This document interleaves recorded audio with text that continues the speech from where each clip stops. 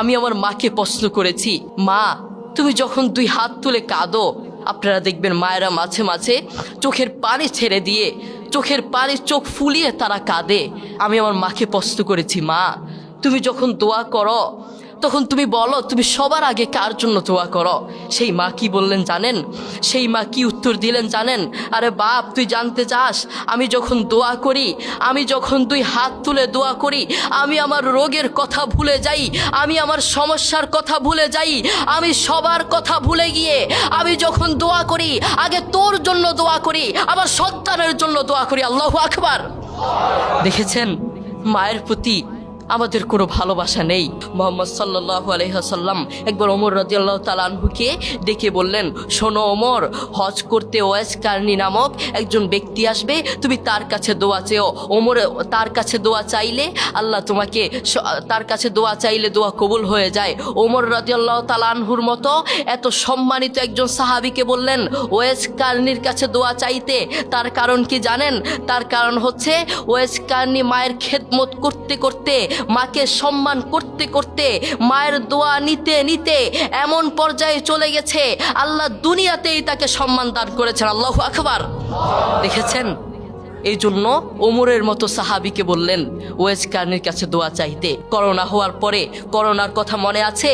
Corona হওয়ার পরে আপনারা দেখেছেন বন্ধুর কাছে যায় নাই, প্রতিবেশী আরেক প্রতিবেশীর কাছে যায় নাই, স্বামী স্ত্রীর কাছে যায় নাই।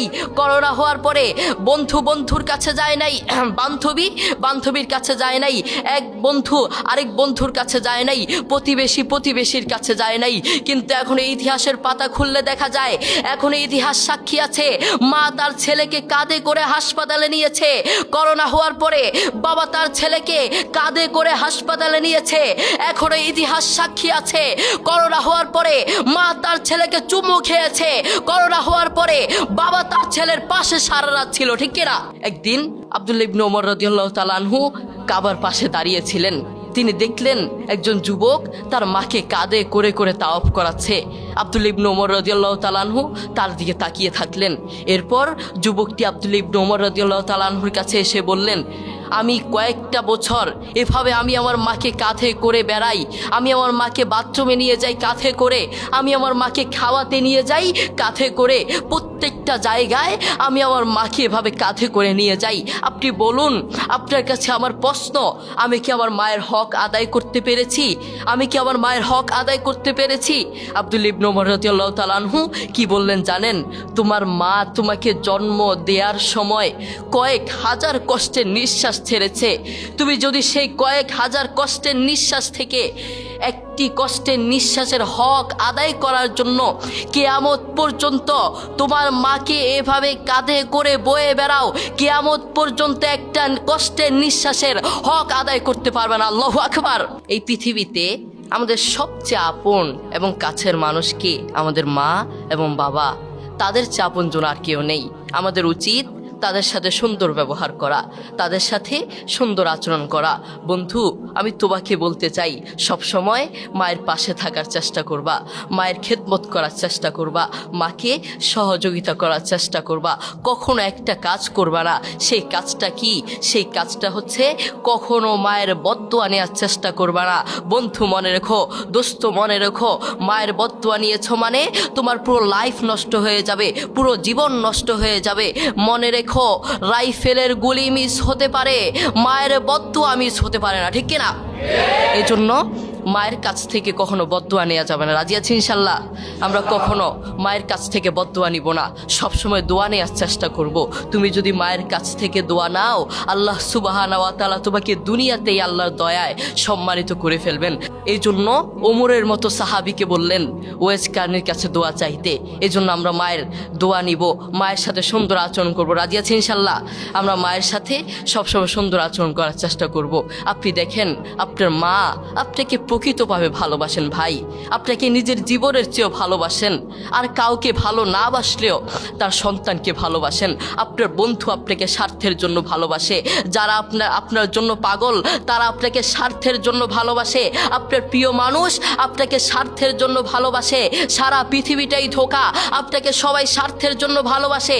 আপনার প্রতিবেশী আপনার কাছে আসবে স্বার্থের জন্য, আপনার প্রিয় মানুষ আপনার কাছে আসবে স্বার্থের জন্য, আপনার ভালোবাসার মানুষ আপনার কাছে আসবে শুধুমাত্র স্বার্থের জন্য।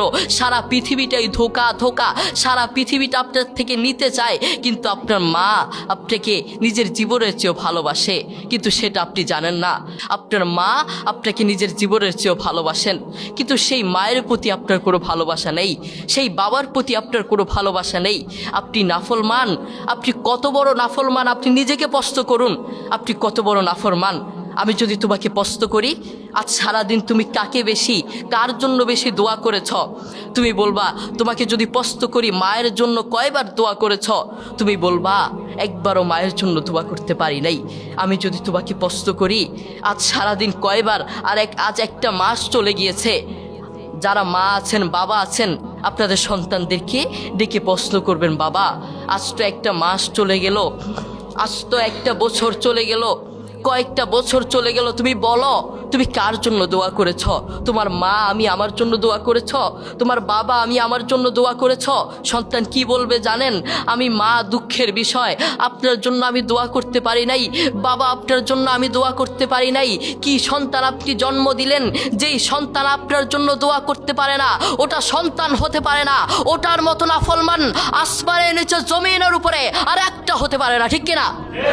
যেই সন্তান তার মায়ের জন্য দোয়া করতে পারে না ওটা কিসের সন্তান হলো?